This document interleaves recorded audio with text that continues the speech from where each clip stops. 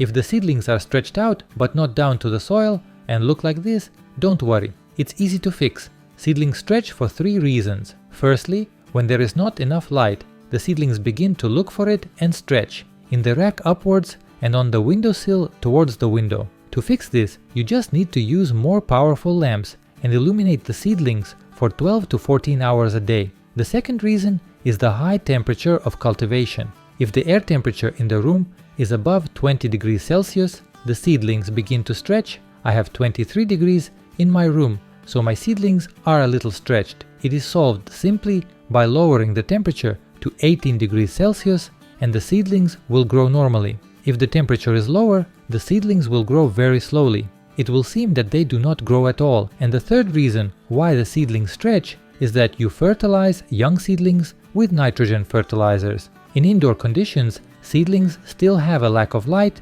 and sometimes an elevated growing temperature, and in addition, you feed them with nitrogen fertilizer for growth and the seedlings start to stretch even more and faster. Therefore, if you do not have very favorable conditions for growing seedlings, which I have described, it is better not to feed them while they are still growing in the container. And when the seedlings have 4 true leaves and we transplant them into separate cups, we will give them a week to take root, and then do the first feeding of the seedlings. I will tell you exactly how in a separate video.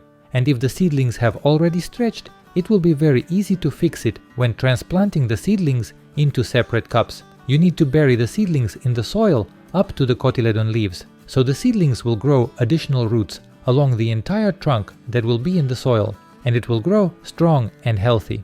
I wish you strong seedlings and a good day. See you in the next video.